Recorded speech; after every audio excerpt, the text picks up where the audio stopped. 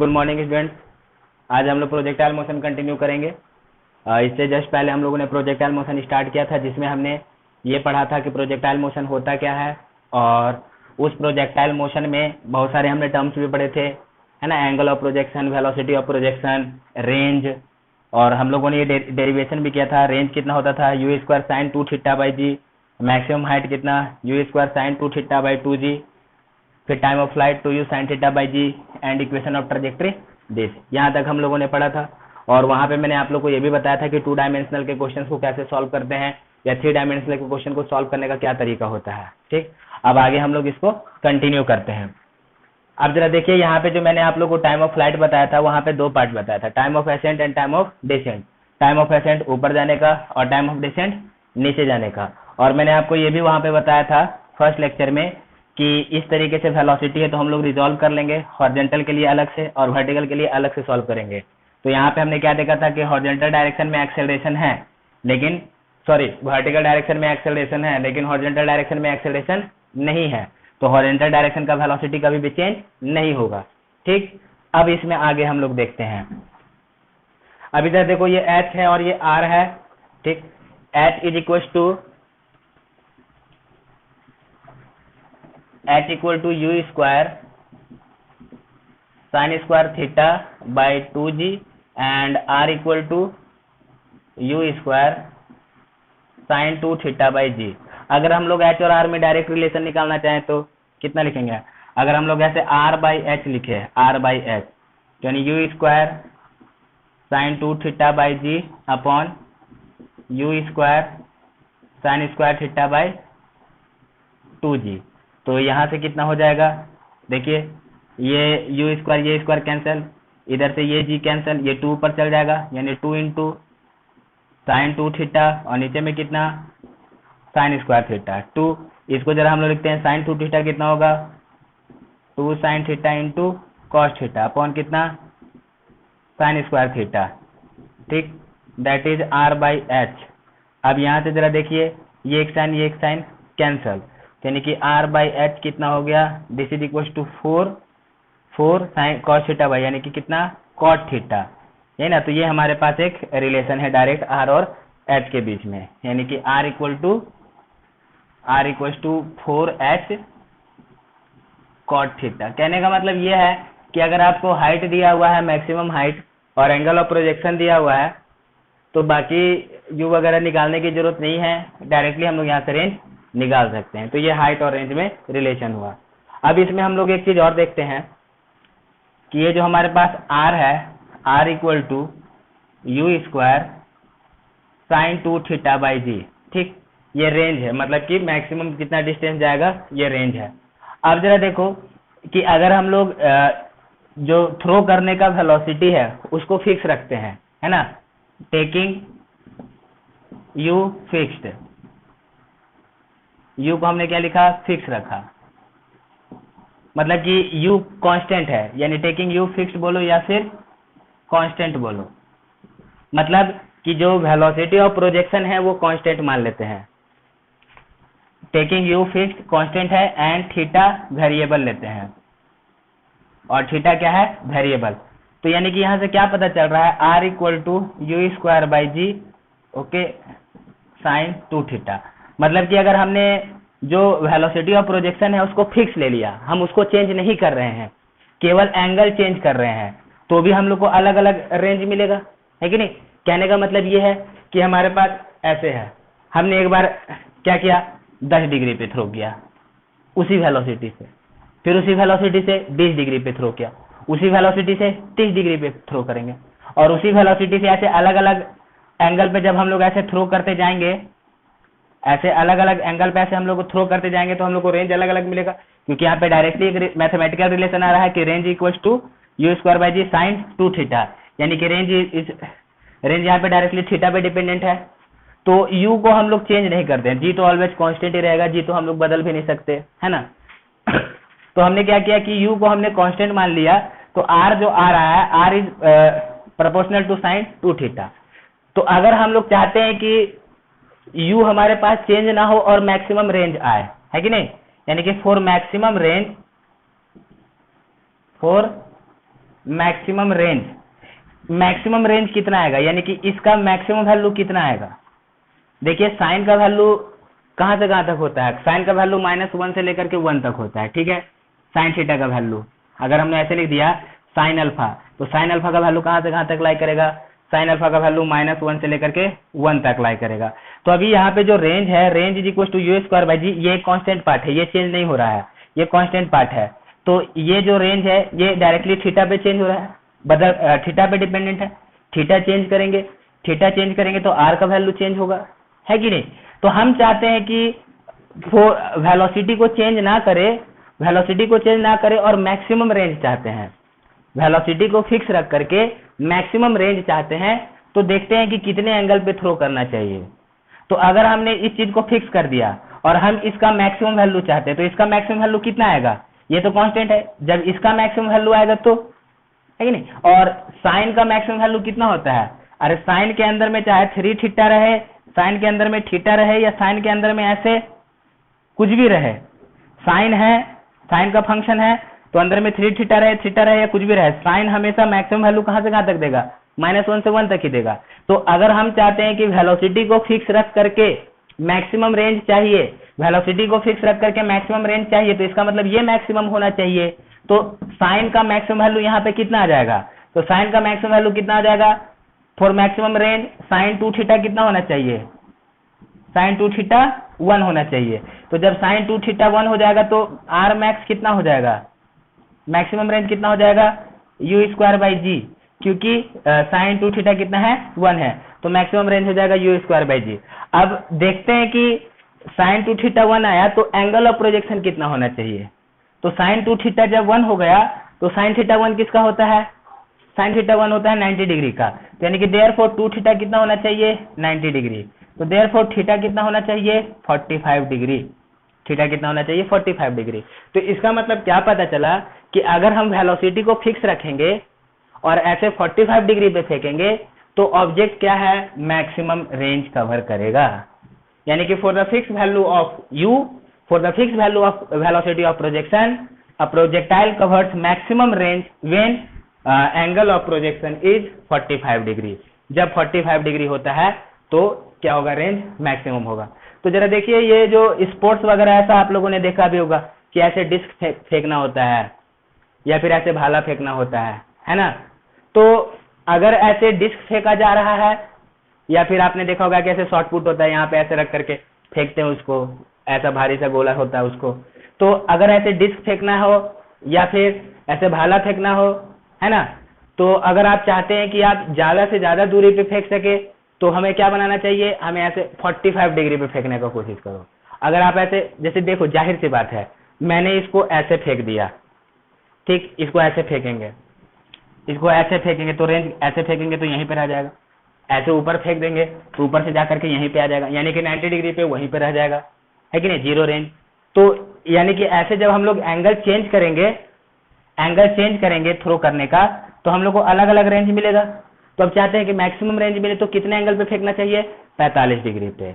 यानी कि यहाँ से क्या पता चल रहा है कि for the fix value of velocity of projection a projectile motion has maximum range when angle of projection is 45 degree. तो वहां पे जब ऐसे आप लोग स्पोर्ट्स में देखे होंगे कि जब वो ऐसे भाला फेंकता है या डिस्क फेंकता है तो उसका जो प्लेयर होता है, प्लेयर का कोशिश रहता है कि वो ऐसे 45 डिग्री पे फेंके, क्योंकि 45 डिग्री पे क्या होगा, फिर वो मैक्सिमम रेंज कवर करेगा। तो ये हमारे पास आ गया मैक्सिमम रेंज का कंडीशन। ठीक, अब जैसे देखिए यहाँ पे हम लोग एक दो चीज और डिराइव करते हैं। तो ये हमारे पास एक रिलेशन है r/h इक्वल टू कितना, 4 cot थीटा, इसको भी एक साइड में लिख लेते हैं। और r मैक्स कितना हो जाएगा, r मैक्स हो जाएगा u²/g, किसके लिए, 4 थीटा इक्वल टू कितना, थीटा इक्वल टू 45 डिग्री, यानी एंगल ऑफ प्रोजेक्शन पे। क्लियर, ठीक। इसमें एक दो पॉइंट और कवर करते हैं जरा।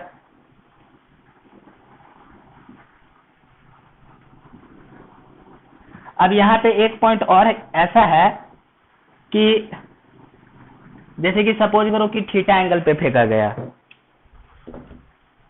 अरे मान लीजिए कि सपोज करो कि हमारा ये जो थ्रो किया गया है, ये ऐसे थीटा एंगल पे थ्रो किया गया है, ठीक। तो इसमें हम लोग एक ऐसा मान करके चलते हैं कि जब हमारे पास ऐसे प्रोजेक्टाइल है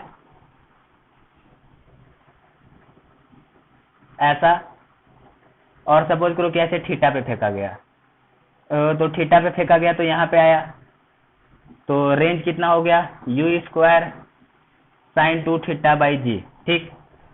अब ऐसा करते हैं कि मान लो अभी कितने एंगल पे फेंका गया, मान लो कि अभी ये जो थीटा था ये हॉरिजॉन्टल के साथ थीटा था। अब सपोज करो कि ऐसे वर्टिकल के साथ थीटा है ना। तो वर्टिकल के साथ थीटा है तो क्या होगा, ये वाला एंगल कितना हो जाएगा, मान लेते हैं alpha, this is equal to कितना 90 माइनस थीटा। तो मान लो कि ऑब्जेक्ट ऐसे गया, चलेगा। तो यहाँ पे एंगल ऑफ प्रोजेक्शन, जैसे कि हम लोग जो रेंज लिखते हैं यू स्क्वायर साइन 2 थीटा, तो ये थीटा कौन सा होता है, हॉरिजॉन्टल के साथ जो एंगल होता है, एंगल ऑफ प्रोजेक्शन। हॉरिजॉन्टल के साथ जो एंगल बनता है उसको हम लोग एंगल ऑफ प्रोजेक्शन कहते हैं। तो अब जैसे कि सपोज करो कि इधर से थीटा एंगल दिया हुआ है, इधर से एंगल थीटा दिया हुआ है, तो जब इधर से एंगल थीटा दिया हुआ तो इधर से एंगल कितना बना, 90 माइनस थीटा बना, ठीक। तो यहाँ पे एंगल ऑफ प्रोजेक्शन कितना आ गया, 90 माइनस थीटा। तो यहाँ पे अभी रेंज कितना आ जाएगा इस सिचुएशन में, कितना आएगा रेंज बताइए, ये आ जाएगा u square sine alpha sorry sine 2 alpha by g, यानी कि that is u square sine 2 90 minus theta by g, यानी कि यू स्क्वायर कितना हो जाएगा, साइन ये 2 से दोनों मल्टीप्लाई होगा, sine 180 degree minus 2 theta by g. Sine 180 minus theta कितना होता है, 180 के साथ साइन साइन रहता है, कॉस कॉस रहता है, टेन टेन रहता है, बस हम लोग प्लस माइनस का चेक करते हैं। तो 180 है, 180 के साथ प्लस माइनस में साइन साइन ही रह जाता है, तो 180 माइनस 2 थीटा है, तो ये कितना बचेगा साइन 2 थीटा, प्लस में कि माइनस में, ये कौन से क्वाड्रेंट में जा रहा है, सेकंड क्वाड्रेंट में जा रहा है।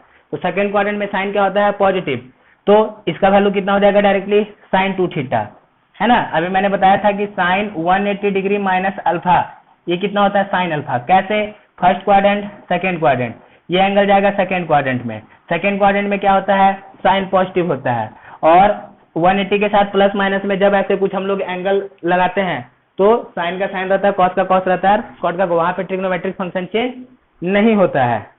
तो उस हिसाब से हमने इसको क्या कर दिया, साइन 180 माइनस 2 थीटा, ये कितना आ जाएगा, ये आ जाएगा u square sine 2 theta by g, यही आ गया, यानी कि फिर से रेंज उतना आ गया। देखिए जब, तो इसका मतलब क्या पता चला कि जब हमने ऐसे हॉरिजॉन्टल के साथ एंगल थीटा रखा तो रेंज आया u square sine 2 theta by g, और हॉरिजॉन्टल के साथ एंगल 90 माइनस थीटा लिखे, है ना, 90 माइनस थीटा लिखा तो भी रेंज कितना आया, सेम आया। तो कहने का मतलब यह है कि कॉम्प्लीमेंट्री एंगल में अगर एंगल ऑफ प्रोजेक्शन जो है वो कॉम्प्लीमेंट्री है तो रेंज क्या आता है, सेम। कॉम्प्लीमेंट्री किसको कहते हैं कि अगर दो एंगल का सम 90 डिग्री हो गया तो वो कॉम्प्लीमेंट्री कहलाएगा, अगर दो एंगल का सम 180 डिग्री हो गया तो क्या कहलाएगा, वो सप्लीमेंट्री कहलाएगा, यही ना। तो अगर दो एंगल का सम यहाँ पे 90 डिग्री है तो उसको हम लोग कॉम्प्लीमेंट्री कहेंगे, और अगर दोनों का सम 180 डिग्री है तो सप्लीमेंट्री कहेंगे। तो हमने क्या देखा कि अगर एंगल ऑफ प्रोजेक्शन थीटा है तो रेंज आता है यू स्क्वायर साइन 2 थीटा, और अगर angle of projection 90 minus theta भी है, अगर angle of projection 90 minus theta भी लेते हैं तो रेंज क्या है, सेम है। तो इसका मतलब हमें क्या पता चला कि for complementary angle of projection, for complementary angle of projection range is equal, range equal है, ठीक है। तो कहने का मतलब ये है कि अगर आपके पास ऐसा, सपोज करो कि कोई तोप है, कैनन है कोई, ऐसे आप यहाँ पे सपोज करो कि 60 डिग्री पे ऐसे आप फायरिंग किया, है ना, 60 डिग्री पे फायरिंग किए, या फिर ऐसे, फिर से समझिए कि सपोज कीजिए कि हमारे पास ये कैनन है, आपने ऐसे 60 डिग्री पे फायरिंग किया और या फिर ऐसे 30 डिग्री पे फायरिंग किया, तो रेंज दोनों को क्या आएगा, सेम आएगा, क्योंकि सपोज करो कि 60 डिग्री पे फायरिंग किया या 30 डिग्री पे फायरिंग किया, तो 60 प्लस 30 कितना होता है 90 डिग्री, तो यानी कि दोनों 60 और 30 कॉम्प्लीमेंट्री है, तो कॉम्प्लीमेंट्री पे रेंज क्या आ जाएगा, सेम आ जाएगा, है ना। कॉम्प्लीमेंट्री पे रेंज क्या आएगा, सेम। तो यहाँ से हम लोग को पता चलता है यानी कि ऐसे सपोज करो कि तुम्हारे पास तोप है, ऐसे 10 डिग्री पे फायर किया या 80 डिग्री पे फायर किया, तो रेंज दोनों का क्या होगा, सेम होगा, है ना। रेंज सेम होगा लेकिन बाकी टाइम ऑफ फ्लाइट और मैक्सिमम हाइट क्या होगा, डिफरेंट होगा। जब हम लोग ऐसे कॉम्प्लीमेंट्री एंगल पे प्रोजेक्टाइल को ऐसे थ्रो किया जाए तो रेंज तो सेम रहेगा, ठीक है, लेकिन टाइम ऑफ फ्लाइट और मैक्सिमम हाइट सेम नहीं रहेगा। अगर थीटा का वैल्यू इंक्रीज किया जाए, कहने का मतलब है if the angle of projection increases then time of flight and height क्या होगा, इंक्रीज करेगा। क्योंकि देखिए ये हाइट है, ये भी साइन पे डिपेंडेंट है, और टाइम है, ये भी क्या है, साइन पे डिपेंडेंट है। तो अभी 0 से लेकर के 90 तक साइन का वैल्यू बढ़ता है, साइन 0 0 होता है, साइन 91 होता है, यानी कि 0 से लेकर के 90 तक साइन का वैल्यू बढ़ेगा, है कि नहीं। अब थ्रो करेंगे भी तो ऐसे 0 से 90 के बीच में ना थ्रो करेंगे। अब मान लो इधर थ्रो कर रहे हैं तो इधर से एंगल मेजर करेंगे, ठीक। तो अब जो भी ऐसे प्रोजेक्टाइल थ्रो किया जाएगा 0 से 90 तक थ्रो किया जाएगा, तो टाइम क्या है, time of flight sine theta का फंक्शन है, साइन का फंक्शन है। हाइट क्या है, साइन का फंक्शन है, हाइट भी क्या है, साइन का फंक्शन है। तो इसका मतलब कि साइन का वैल्यू 0 से लेकर के 90 तक इंक्रीज करता है। तो क्या पता चला कि जैसे जैसे ये एंगल ऑफ प्रोजेक्शन इंक्रीज करेंगे, है ना, एंगल ऑफ प्रोजेक्शन इंक्रीज करेंगे तो टाइम ऑफ फ्लाइट और हाइट क्या होगा, दोनों इंक्रीज करेगा।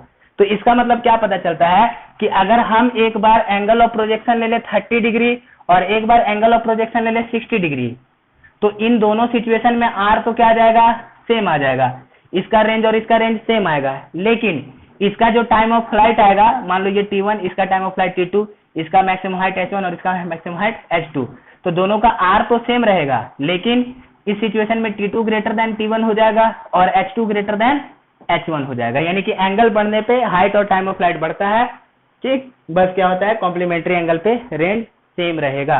तो ये हमारे पास एक इंपॉर्टेंट जो भी कैलकुलेशन हुआ प्रोजेक्टाइल मोशन के लिए, ठीक है।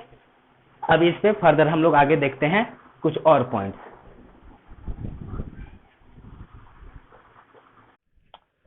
अभी जैसे कि देखिए मैंने आपको क्या बताया था प्रोजेक्टाइल में कि ये 2 डायमेंशन है, तो दोनों डायरेक्शन के लिए रिजॉल्व कर लो सारे वेक्टर्स को और इंडिपेंडेंटली दोनों को सॉल्व करो। तो यहाँ पे हमने क्या देखा था कि वर्टिकल डायरेक्शन में एक्सेलरेशन ड्यू टू ग्रेविटी है, लेकिन हॉरिजॉन्टल डायरेक्शन में नहीं है। तो जब ये ऑब्जेक्ट को ऐसे फेंका जाएगा तो ये ऐसे इस तरीके से पाथ पे जाएगा, तो इसका मतलब कि ऐसे ये y डायरेक्शन में भी जाएगा और साथ ही साथ x डायरेक्शन में जाएगा, है ना। तो अब y डायरेक्शन में एक्सेलरेशन है लेकिन x डायरेक्शन में एक्सेलरेशन नहीं है, तो x डायरेक्शन में एक्सेलरेशन नहीं है तो x डायरेक्शन का जो वेलोसिटी है वो चेंज नहीं होगा, केवल y डायरेक्शन का वेलोसिटी चेंज होगा। तो इसका मतलब क्या हुआ कि देखिए यहाँ पे एक्सेलरेशन टू ग्रेविटी नीचे है, मतलब आप किसी ऑब्जेक्ट को ऊपर फेंकते हो तो एक्सेलरेशन नीचे होता है, यानी कि रिटार्डेशन होता है, तो धीरे धीरे उसका वेलोसिटी कम होता है, ऊपर में जाकर के रुकेगा, फिर रुक करके वापस नीचे आएगा, है ना। तो सेम सिचुएशन है जब इसको इस तरीके से फेंक दिया जाए, है ना। तो जब इस तरीके से फेंक दिया जाए तो ये जब इस पाथ पे मूव करेगा, तो जब ये इस पाथ पे ऐसे मूव करेगा तो इसका हॉरिजॉन्टल डायरेक्शन किसी भी पॉइंट पे इसका जो हॉरिजॉन्टल डायरेक्शन का वेलोसिटी है ये तो हमेशा u cos थीटा ही रहेगा, लेकिन वर्टिकल डायरेक्शन का वेलोसिटी क्या होगा, धीरे धीरे घटेगा। अब जैसे यहाँ पे है तो मान लो इस पोजीशन पे है, तो इस पोजीशन, अब जैसे देखिए शुरुआती का पोजीशन है, इस पोजीशन पे हॉरिजॉन्टल वेलोसिटी है u cos theta, vertical velocity है u sin थीटा। सपोज करो यहाँ पे आया तो यहाँ पे भी इसका u cos थीटा ही रहेगा, हॉरिजॉन्टल वेलोसिटी, वर्टिकल वेलोसिटी कुछ डिफरेंट आ जाएगा। उसी तरीके से यहाँ पे आया तो ये तो रहेगा u cos थीटा ही, वर्टिकल वेलोसिटी डिफरेंट आ जाएगा। यहाँ पे आया तो u cos थीटा ही रहेगा, वर्टिकल वेलोसिटी थोड़ा कम हो जाएगा। और जब मैक्सिमम हाइट पे पहुंचेगा तो वर्टिकल कंपोनेंट वेलोसिटी क्या हो जाएगा, टोटली 0, केवल हॉरिजॉन्टल बचेगा। फिर जैसे जैसे नीचे आएगा इसके पास हॉरिजॉन्टल रहेगा u cos थीटा, वर्टिकल थोड़ा बढ़ेगा, फिर जैसे नीचे आएगा हॉरिजॉन्टल रहेगा u cos थीटा, वर्टिकल थोड़ा कुछ बढ़ेगा। फिर जैसे यहाँ पे आया तो जरा देखिए एक ही लेवल है, यही रहेगा, वर्टिकल ऐसे बढ़ेगा, चलेगा। तो अब वर्टिकल का वेलोसिटी चेंज हो रहा है, तो अब जब भी ये ऐसे जा रहा है इस पाथ पे, तो मैंने आपको क्या बताया था कि जो वेलोसिटी होगा वो वेलोसिटी हमेशा क्या होगा, टेंजेंशियल होगा। तो टेंजेंशियल होगा कहने का मतलब कि यहाँ पे सपोज करो कि इधर वेलोसिटी है, यहाँ पे ऐसे वेलोसिटी होगा, यहाँ पे ऐसे वेलोसिटी, यहाँ पे ऐसे, यहाँ पे वेलोसिटी का डायरेक्शन ऐसा, यहाँ पे वेलोसिटी का डायरेक्शन ऐसा, ठीक। इस तरीके से वेलोसिटी आता रहेगा। अब सपोज करो कि यहाँ पे वेलोसिटी v1 है, यहाँ पे वेलोसिटी v2 है, तो इस v1 का horizontal component u cos theta है, वर्टिकल कंपोनेंट कुछ ऐसा है। यहाँ पे वेलोसिटी अगर v2 मान लिए तो इसका horizontal component u cos theta है, वर्टिकल कंपोनेंट कुछ ऐसा है। इसी तरीके से ये v3 मान लिया, तो मतलब कि अब अलग अलग जगह पे जाएंगे तो वेलोसिटी उसका क्या होगा, चेंज होगा। तो अब यहाँ पे क्वेश्चन पूछता है कि देखो कि ये हमने ऐसे ऑब्जेक्ट को थ्रो कर दिया, ठीक, मान लो u से थीटा एंगल पे, ये मैक्सिमम हाइट है, मैक्सिमम हाइट पे वेलोसिटी कितना बचेगा, इसका इधर आ गया u cos थीटा कंपोनेंट और इधर आ गया u sin थीटा कंपोनेंट, ठीक है। अब सपोज कीजिए कि ये कितना आया, ये आया u cos थीटा, कितने पे, मैक्सिमम हाइट पे, है ना। तो अब जैसे कि मैक्सिमम हाइट पे वर्टिकल कंपोनेंट का तो वेलोसिटी 0 हो गया, लेकिन सपोज करो कि हम ये वाला हाइट लेते हैं, मान लीजिए कि हम ये ले लेते हैं h/2, तो ऐसा h/2 दो आएगा ना, एक यहाँ पे आएगा और एक यहाँ पे आएगा। जैसे कि ये मैक्सिमम हाइट है तो हम ऐसे h/2 कोई हाइट लेते हैं, इधर हॉरिजॉन्टल से h/2 कोई हाइट लेते हैं, तो ऐसे h/2 दो हाइट आ जाएगा, एक इधर आ जाएगा और एक इधर आ जाएगा। तो अब जैसे कि क्वेश्चन पूछा गया कि what will be velocity of object at h/2, यानी कि h/2 पे हाइट कितना होगा ये हम लोग को, सॉरी h/2 पे वेलोसिटी कितना होगा ये हम लोग को बताना है। तो जैसे कि मान लीजिए कि सपोज करो कि हम ऐसे लिखते हैं, मान लिया कि वेलोसिटी v है, ठीक। तो अब जरा देखो इसका वेलोसिटी v है वो कैसे आएगा, इसका एक हॉरिजॉन्टल कंपोनेंट होगा कितना, u cos थीटा, ऐसा हमारे पास एक हॉरिजॉन्टल कंपोनेंट होगा u cos थीटा, और ऐसे हमारे पास वर्टिकल होगा, सपोज करो कि हम इसको vy ले लेते हैं। तो अगर आप यहाँ पे जरा देखोगे तो इधर है एक vy और एक इधर है कितना u cos थीटा। तो ये जो वेलोसिटी v होना चाहिए, ये वेलोसिटी v क्या होना चाहिए, यही इन दोनों का रिजल्टेंट होना चाहिए। इन दोनों को क्या होना चाहिए, resultant of vy and u cos theta. मतलब देखिए जब ये ऑब्जेक्ट ऐसे जा रहा है, ऐसे जा रहा है, तो हॉरिजॉन्टल डायरेक्शन का तो वेलोसिटी कभी भी चेंज नहीं होगा, तो कहीं पे भी रहे हॉरिजॉन्टल डायरेक्शन का वेलोसिटी u cos थीटा है, क्योंकि हॉरिजॉन्टल डायरेक्शन में कोई फोर्स ही नहीं है, वर्टिकल में चेंज होगा। तो मान लिया कि h/2 पे वर्टिकल में वेलोसिटी कितना है, vy है, यानी कि h/2 पे वर्टिकल में वेलोसिटी vy है और हॉरिजॉन्टल में वेलोसिटी u cos थीटा है। तो इस पॉइंट पे इसका टोटल वेलोसिटी कितना आएगा, इस पॉइंट पे इसका वेलोसिटी आ जाएगा इन दोनों का रिजल्टेंट, vy और u cos थीटा का रिजल्टेंट। तो मैंने आपको बताया भी था कि अगर हमारे पास दो वेक्टर है, सपोज कीजिए हमारे पास अगर दो वेक्टर है, तो दो वेक्टर का रिजल्टेंट कैसे निकालते हैं। हमारे पास सपोज करो कि एक वेक्टर a है और एक वेक्टर b है, और दोनों के बीच में है एंगल थीटा, और ये इसका रिजल्टेंट है।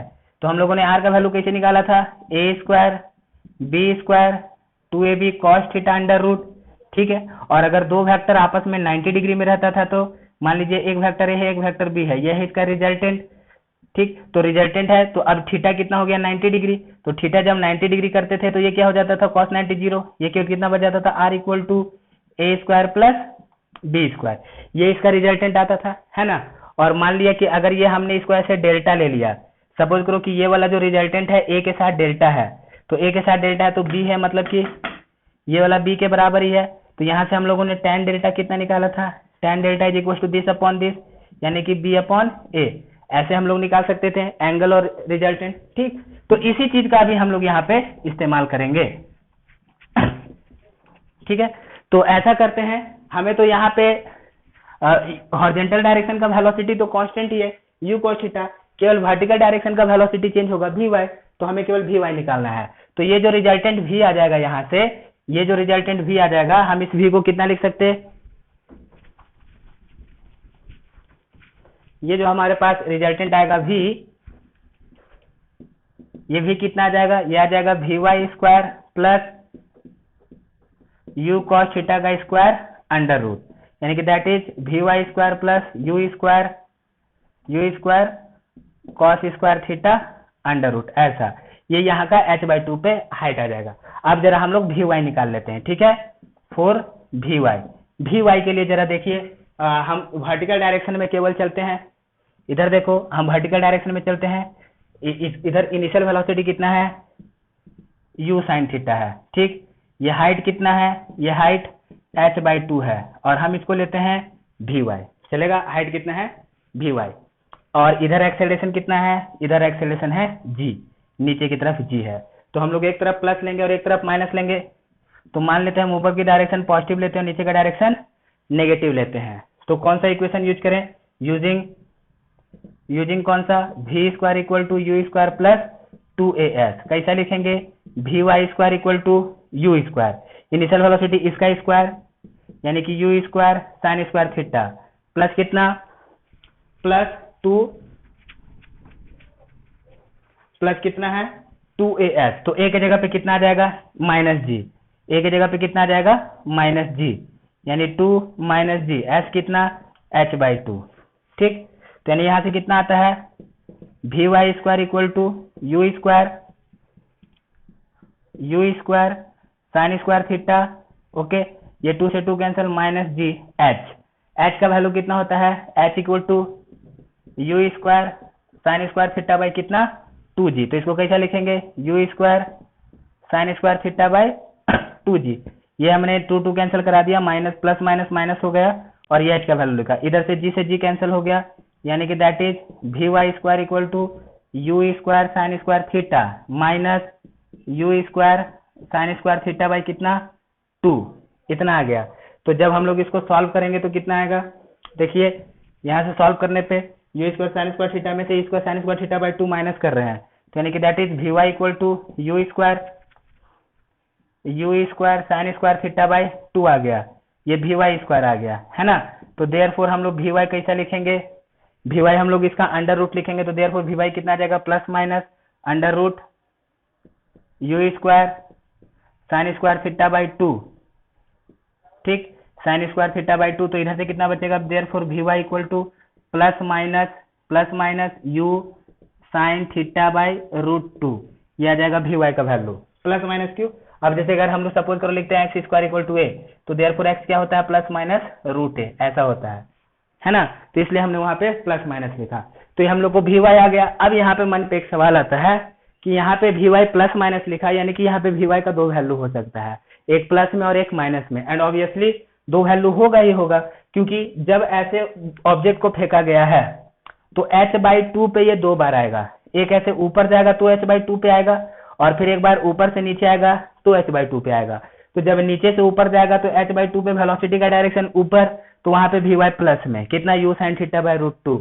और जब ऐसे ये ऊपर से घूम करके ऐसे नीचे आ रहा है तो फिर से h/2 पे आएगा, तो उस टाइम पे वेलोसिटी नीचे, तो वेलोसिटी किस में आ रहा है? माइनस में आ रहा है, u sine theta by root 2।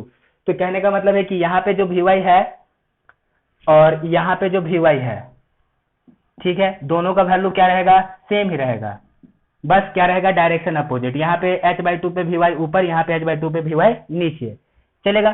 तो अब जैसे कि ये भी वी वाई है यू कॉस थीटा, ये भी वाई यू कॉस थीटा, तो मैग्नीट्यूड जो रिजल्टेंट का आएगा इन दोनों का सेम ही आ जाएगा ना। तो अब मैग्नीट्यूड निकाल लेते हैं रिजल्टेंट का। तो रिजल्टेंट का मैग्नीट्यूड कितना है? V y square. अब वी वाई स्क्वायर कितना है? देखिए तो वी वाई स्क्वायर है u square sine square theta by 2, u square sine square theta by 2 plus कितना? U square cos square theta. चलेगा। अब यहां से हम लोग, यहां से देखिए इसको हम लोग ऐसा लिख देते हैं, यू स्क्वायर बाहर निकाल लेते हैं। इधर से हम लोग क्या करेंगे? यू स्क्वायर बाहर निकाल लेंगे, तो v equal to u square, अंदर में क्या बचेगा? ये बचेगा sine square theta plus 2 cos square theta by 2। ठीक, यानी कि that is v equal to u square by root 2। ये रूट 2 तो निकल जाएगा, इधर से कितना आ जाएगा? ये आ जाएगा root 2 sine square theta plus, इसको करते डायरेक्ट लिखेंगे, यहाँ पे ध्यान देना जरा, यानी कि that is v equal to u square by root 2। अब यहाँ पे जरा ध्यान दो, ये sine square theta 2 cos square theta, यानी कि sine square theta plus cos square theta, एक साइन स्क्वायर थीटा और एक कॉस स्क्वायर थीटा मिलकर के 1 हो जाएगा, और एक कॉस स्क्वायर थीटा बच जाएगा, यानी यहाँ पे बच जाएगा 1 प्लस कितना? कॉस स्क्वायर थीटा, ऐसा 1 plus cos square theta under root. चलेगा, हम लोग ऐसे लिख सकते हैं 1 plus cos square theta under root, ये हो जाएगा v का वैल्यू, यानी कि इतना वेलोसिटी आ जाएगा, है ना। अब हम लोग चाहे तो इसको भी फर्दर सॉल्व कर सकते हैं। कैसे सॉल्व कर सकते हैं यहाँ से फर्दर? जरा यहाँ पे ध्यान दीजिए, जो मैंने आप लोग को बेसिक ट्रिग्नोमेट्री पढ़ाया था वहां पे ये चीज आप लोग को पढ़ाया गया था। अभी जैसे कि हम लोगों ने पढ़ा था cos 2 theta equal to 2 cos square theta minus 1 और 1 माइनस 2 साइन स्क्वायर थीटा, हमने ऐसा लिखा था, है कि नहीं। तो अब यहाँ से जब हम लोग इस तरीके से लिखे थे cos 2 theta 2 cos square theta minus 1 और ऐसा, अच्छा तो यहाँ पे sine square theta plus 2 cos square theta 1 plus cos square theta आ गया। तो अब यहाँ से cos स्क्वायर थीटा को कितना लिखा जा सकता है, अच्छा यहाँ पे चेंज नहीं करते, ठीक है जो भी है इतना आ जाएगा वेलोसिटी, रहने दीजिए, यहाँ पे चेंज करने की जरूरत है नहीं, क्योंकि यहाँ पे हम ऐसा ये 1 खत्म ही नहीं होगा। cos स्क्वायर थीटा को अगर तुम ऐसे लिखने भी जाओगे तो ये कितना आ जाएगा 1 माइनस cos 2 चेंज ही नहीं होगा, यानी कि ये अपने पास रिलेशन है, कहाँ पे, कितने हाइट पे, ये h/2 पे, h/2 पे ऐसा हाइट हो गया। तो इसी तरीके से आपको और भी अलग अलग हाइट पे आ सकता है, बोल दिया h/4 पे वेलोसिटी निकाले, h/6 पे वेलोसिटी निकाले या कहीं पे भी निकाले, तो हमने ये वेलोसिटी का वैल्यू निकाल दिया h/2 पे। हाँ अगर पूछा होता कि ये हॉरिजॉन्टल के साथ कितना एंगल बना रहा है, तो मान लेते ये हॉरिजॉन्टल के साथ ये जो रिजल्टेंट वेलोसिटी है ये तो हमेशा इसके साथ टेंजेंशियल रहेगा ना, यानी ये जो वेलोसिटी है इस पाथ के साथ इस पॉइंट पे टेंजेंशियल है। अब जैसे कि तुमको बोला गया कि हॉरिजॉन्टल के साथ कितना एंगल बना रहा है, तो हमने मान लिया कि डेल्टा एंगल बना रहा है, तो डेल्टा एंगल बना रहा है तो यहाँ पे हम लोग tan डेल्टा कैसा लिखेंगे, tan डेल्टा लिख देंगे Vy upon u cos theta, Vy upon u cos theta, and what is the value of Vy, हमारे पास ये आया था Vy का वैल्यू, Vy का वैल्यू ऐसा था plus minus u sin theta by √2, है कि नहीं। तो अगर इधर से मेजर कर रहे हैं तो प्लस में आएगा और इधर से मेजर करेंगे तो भी डेल्टा ही आएगा, लेकिन वो किस में आएगा, माइनस में आएगा। तो मैग्नीट्यूड देख लेते हैं तो कितना आ जाएगा ये बताइए, ये आ जाएगा u sin theta by √2 upon कितना, ये आ जाएगा u cos theta, u cos theta, तो यहाँ से u से u कैंसल, यानी कितना आ जाएगा tan delta is equal to tan theta by √2, ये हम लोग को tan डेल्टा, यानी कि यहाँ पे इस तरीके से हम लोग क्या करेंगे, एंगल फाइंड कर लेंगे इस रिजल्टेंट वेलोसिटी का। तो ऐसे आपको कहीं पे भी वेलोसिटी पूछा जा सकता है, h/2 पे, h/4 पे, h/6 पे, कहीं पे वही प्रोसेस है। हॉरिजॉन्टल में कोई फोर्स है नहीं, हॉरिजॉन्टल में कोई एक्सेलरेशन है नहीं, हॉरिजॉन्टल में वेलोसिटी चेंज नहीं होगा, केवल वर्टिकल में चेंज होगा। तो जब कभी भी कहीं पे पूछा गया तो उसके लिए वर्टिकल के लिए अलग से सॉल्व कर लेने का है ना, और इनकेस अगर हॉरिजॉन्टल में एक्सेलरेशन आ भी गया तो हॉरिजॉन्टल के लिए अलग से सॉल्व करने के, फिर बाद में दोनों को कंबाइन कर देंगे। ओके ठीक है।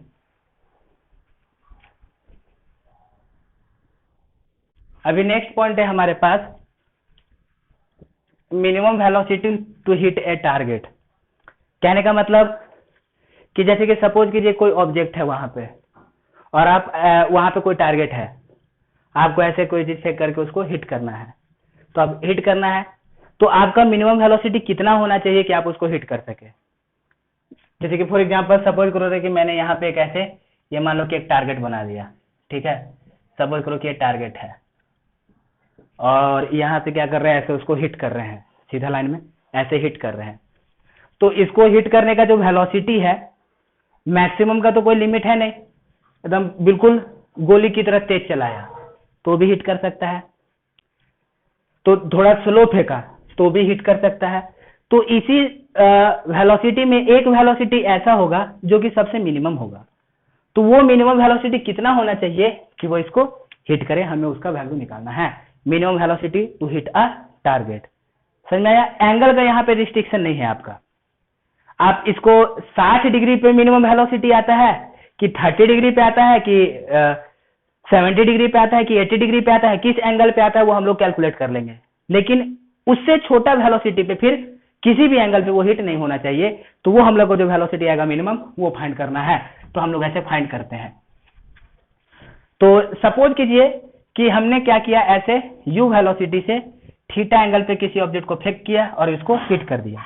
मान लेते कि let velocity of projection is u at some angle theta पे है ना। तो इसका इक्वेशन ऑफ ट्राजेक्टरी क्या आ जाएगा बताइए, इक्वेशन ऑफ ट्राजेक्टरी कितना आ जाएगा, अभी हमने पढ़ा ना, तो इक्वेशन ऑफ ट्राजेक्टरी आ जाएगा, इक्वेशन ऑफ ट्राजेक्टरी आएगा that is y equal to x tan theta minus half g x square by u square sec square theta आ जाएगा, ये ट्राजेक्टरी आएगा। तो जरा देखिए जब ये ऐसे हिट कर रहा है तो ये जो पॉइंट ए कॉमा बी है, मतलब एक्स में ए है, वाई में बी है, वो इस ट्रैजेक्टरी पे लाई करता है। A comma b lie on this trajectory, इस ट्रैजेक्टरी पे लाई करता है, तो देयरफॉर ए कॉमा बी इसको सेटिस्फाई करेगा। तो कैसे लिखेंगे, b equal to a tan theta minus half g x square by a square sec square theta, sorry a square नहीं, एक्स स्क्वायर नहीं, यहाँ पे ए स्क्वायर। ऐसा हो गया। अब इसी को हम लोग थोड़ा आगे फर्दर सिंप्लीफाई करते हैं। तो b equal to a tan theta minus half g a square u square sec square theta. तो b इक्वल टू, हम लोग इधर एलसीएम ले लेते हैं, तो डिनोमिनेटर में आ जाएगा 2u स्क्वायर, है ना, डिनोमिनेटर में 2u स्क्वायर आ जाएगा। और जब डिनोमिनेटर में 2u स्क्वायर आ जाएगा तो इसको इससे मल्टीप्लाई करेंगे, 2u square a tan theta minus g a square sec square theta. ऐसा कर दिया। अब इधर से इसको मल्टीप्लाई करा लेते हैं, तो हो जाएगा 2u square b equal to 2u square a tan theta minus g a square sec square theta आया। ठीक। अब एक चीज जरा ध्यान दीजिए, आप लोगों ने ये पढ़ा होगा कि 1 प्लस tan स्क्वायर थीटा कितना होता है, sec square theta. 1 plus tan square theta is equal to sec square theta. तो हम लोग यहां से क्या करते हैं, इसको 2u square a tan theta minus g a square, इस सेक स्क्वायर थीटा को 1 प्लस tan स्क्वायर थीटा लिख देते हैं, चलेगा। अब इसको हम लोग कैसे लिख सकते हैं, 2u square b equal to 2u square a tan theta minus g a square minus g a square tan square theta. इतना लिखा जा सकता है। थोड़ी देर के लिए मान लेते हैं हम tan थीटा जेड है, सपोज करिए थोड़ी देर के लिए हमने tan थीटा को जेड मान लिया, सपोज दैट। तो कितना आ जाएगा, ये आ जाएगा 2 square by b 2 square by a z minus g a square minus g a square z square. तो अब इसको इधर लेके आओ, तो इसको इधर लेके आएंगे तो जी ए स्क्वायर जेड स्क्वायर, इसको इधर लेके आए तो माइनस 2 स्क्वायर ए जेड। ठीक है। इसको इधर लेके आएंगे तो इसके साथ प्लस कितना 2u square b plus g a square, ये कितना आ गया 0। अब जरा देखिए, ये जो हमारे पास इक्वेशन आया, ये जेड में क्वाड्रेटिक है। ये क्या है, जेड में क्वाड्रेटिक है। और जेड क्या है, tan थीटा है। अब जैसे कि आप किसी भी टारगेट को ऐसे फेंक के मार रहे हैं किसी एंगल पे, तो जो थीटा आया, तो जो tan थीटा आएगा वो क्या आएगा, रियल आएगा ना। हमने किसी टारगेट को ऐसे हिट किया तो जो भी एंगल आएगा वो रियल आएगा। तो इसका मतलब कि यहाँ पे जेड क्या है, ये tan थीटा है, और ये क्या होना चाहिए, रियल, यानी कि जेड इज ए क्या, रियल वैल्यू। मतलब कि इस क्वाड्रेटिक इक्वेशन से जो जेड का वैल्यू आना, ये क्वाड्रेटिक इक्वेशन जेड में बना, और इस क्वाड्रेटिक इक्वेशन से जो जेड का वैल्यू आना चाहिए वो क्या आना चाहिए, रियल वैल्यू आना चाहिए। तो याद कीजिए कि ax square plus b x plus c equal to 0। अगर x रियल है, अगर x का वैल्यू रियल आता है तो इसका जो डिस्क्रिमिनेंट होता है वो ग्रेटर देन इक्वल टू क्या होना चाहिए, 0। अगर d का वैल्यू लेस देन 0 हो गया तो रूट इमेजिनरी हो जाता है। अगर d का वैल्यू ग्रेटर देन 0 रहेगा या इक्वल टू 0 रहेगा तो ही रूट क्या आएगा, रियल आएगा। तो जेड रियल है, देयरफॉर इसका जो d आना चाहिए वो ग्रेटर देन और इक्वल टू 0 आना चाहिए। तो अब इसका d क्या होगा, d क्या होता है, d होता है बी स्क्वायर माइनस 4ac। तो बी स्क्वायर कितना आएगा, यहाँ पे b की जगह पे ये वाला है, तो b कितना आ जाएगा बताइए, minus 2u square a square minus 4, ए की जगह पे कितना, जी a square b square 4ac, सी के पे कितना 2 square b plus g a square, यही ना, ग्रेटर देन इक्वल टू 0, ऐसा आना चाहिए। ठीक। अब जरा देखिए यहाँ पे, ये इधर से कितना आ जाएगा, इधर से आ गया ये 4u4 a square minus 4 g a square 2u square b 2u square b plus g a square greater than equal to 0 है ना। तो अभी इसमें क्या कॉमन आ जाएगा, इसमें 4a स्क्वायर कॉमन आ जाएगा, इसमें 4a स्क्वायर कॉमन आ गया। तो यानी कि देयरफॉर इसमें से हम लोग देखिए 4 है a स्क्वायर है a स्क्वायर है, हम लोग 4a स्क्वायर कॉमन ले लेते हैं। जब 4a स्क्वायर कॉमन ले लेंगे तो कितना बचेगा, u का पावर 4 है कि नहीं, u का power 4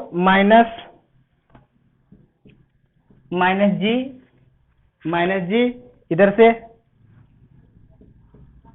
2u square b plus कितना जी ए स्क्वायर, ये ग्रेटर देन इक्वल टू 0। तो जरा देखो ये ग्रेटर देन इक्वल टू 0, ये तो पॉजिटिव ही है, ये तो पॉजिटिव ही है क्योंकि 4 पॉजिटिव है तो ये भी पॉजिटिव होना चाहिए। तो यानी कि देयरफॉर u का power 4 minus g 2u square b plus g a square, this should be greater than equal to 0। इतना है अपने पास, ठीक है। अब इसको जरा हम लोग आगे फर्दर सॉल्व करते हैं।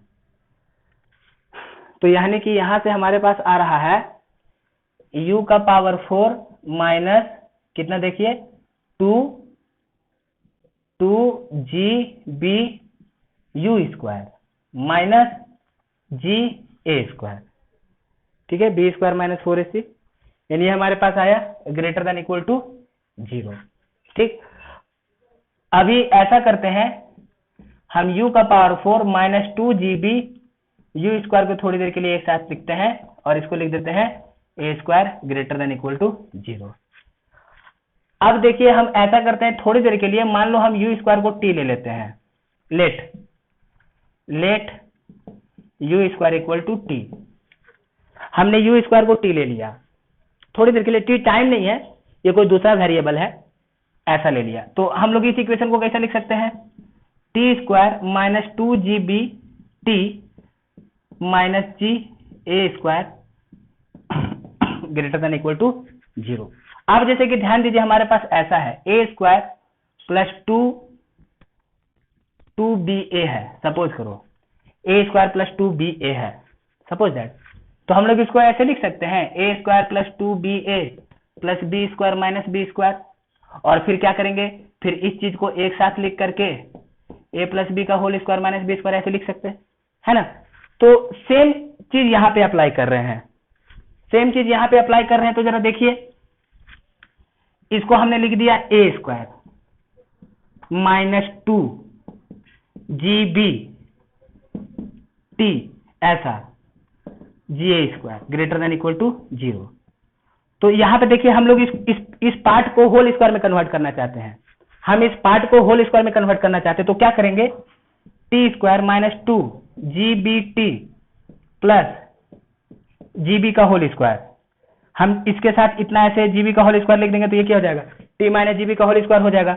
लेकिन यहाँ पे हमने ये जीबी का होल स्क्वायर एक्स्ट्रा ऐड किया है तो इसको हटाना पड़ेगा ना, माइनस जी ए स्क्वायर। ठीक, तो अब यहां से हम लोग इसको साथ में रख करके कैसा लिख सकते हैं, टी माइनस जीबी का होल स्क्वायर ग्रेटर देन, ये उधर चला जाएगा, ये जीबी का स्क्वायर माइनस कितना, माइनस जी ए स्क्वायर, ठीक है, माइनस कितना जी ए स्क्वायर, ये माइनस उधर जाएगा तो प्लस में हो जाएगा, चलेगा। तो अब यहां से हमारे पास कितना आ रहा है, ये आ गया टी माइनस जीबी का square is greater than equal to g square b square plus g a square, ऐसा आया।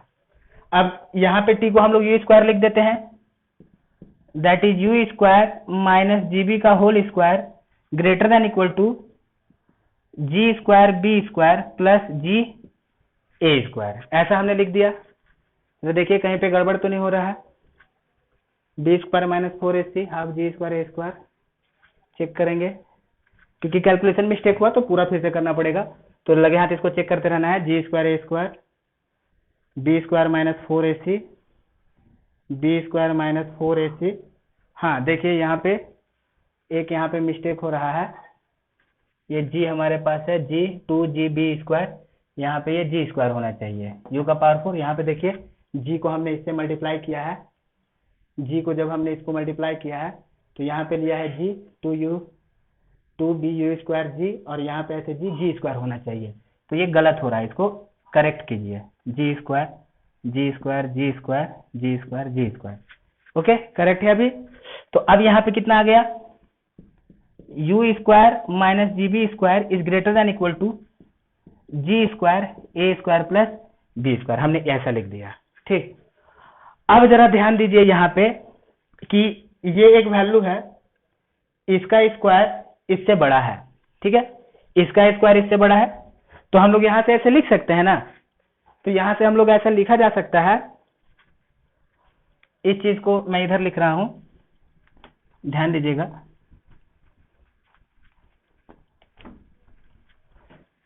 तो यहां से हम लोग लिख सकते हैं देयरफॉर u² माइनस gb, इसका जो होना चाहिए ये इसका स्क्वायर रूट से बड़ा होना चाहिए, should be greater than equal to square root of this g²a² plus b², यानी कि that is u² minus gb should be greater than g² plus b², यानी कि therefore u² should be greater than gb plus g√a² plus b², यानी कि therefore u² should be greater than और equal to gb plus √a² plus b², तो यानी कि therefore u² इससे बड़ा है, तो u तो हमेशा पॉजिटिव ही होगा, तो देयरफॉर हम लोग कैसा लिख सकते हैं, u should be greater than और equal to whole under root gb plus a² plus b²।